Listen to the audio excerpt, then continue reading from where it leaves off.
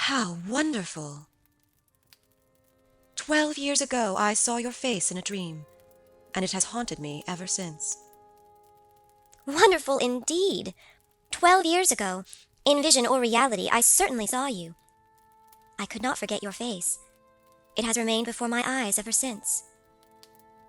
It is so very strange that you and I should have had, each of the other, so vivid a dream, that each should have seen, I you, and you me, looking as we do now, when of course we were both mere children. Sit down here, beside me. I must tell you my vision about you.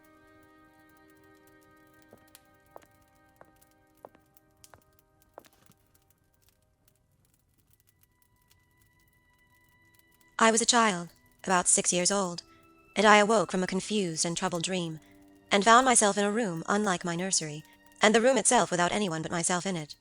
And I, after looking about me for some time, crept under one of the beds to reach the window. But as I got from under the bed, I saw you, most assuredly you, as I see you now, a beautiful young lady, with golden hair and large blue eyes, and lips, your lips, you as you are here. Your looks won me. I climbed on the bed and put my arms about you, and I think we both fell asleep. I was aroused by a scream. You were sitting up, screaming.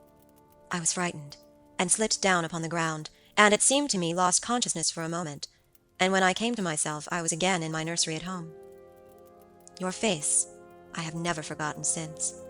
I could not be misled by the mere resemblance. You are the lady whom I saw then. I don't know which should be most afraid of the other. If you were less pretty, I think I should be very much afraid of you. But being as you are, and you and I both so young, I feel only that I have made your acquaintance 12 years ago, and have already a right to your intimacy. At all events, it does seem as if we were destined from our earliest childhood to be friends. I have never had a friend.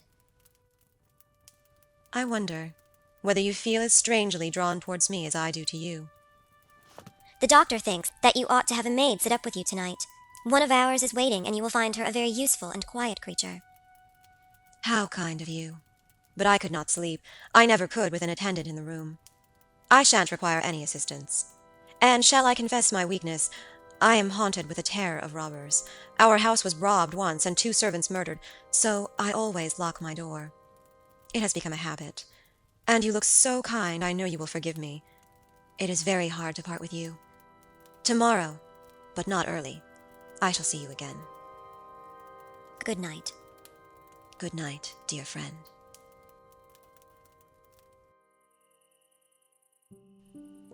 Young people like, and even love, on impulse. I was flattered by the evident, though as yet undeserved, fondness she showed me. I liked the confidence with which she at once received me. She was determined that we should be very near friends.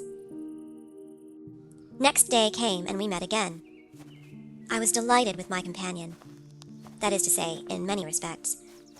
Her looks lost nothing in daylight. She was most certainly the most beautiful creature I had ever seen, and the unpleasant remembrance of the face presented in my early dream had lost the effect of the first unexpected recognition. You who live in towns can have no idea how great an event the introduction of a new friend is, in such a solitude as surrounded us. I told you that I was charmed with her in most particulars. There were some that did not please me so well.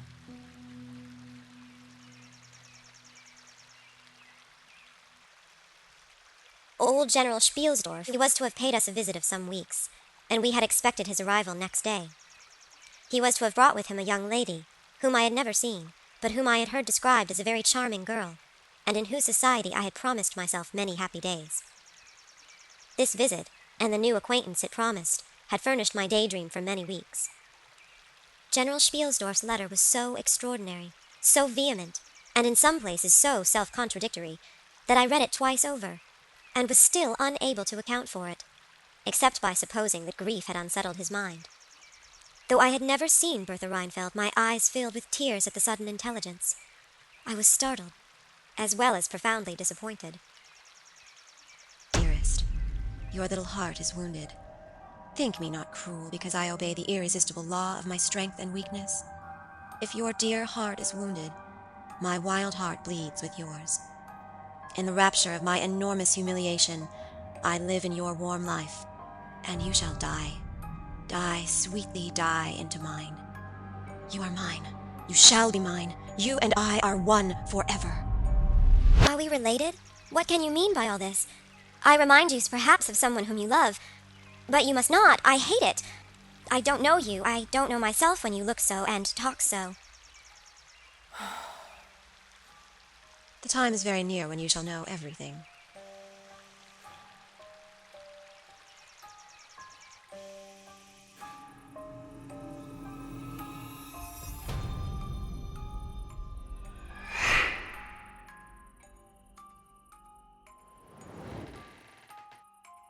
Who goes there?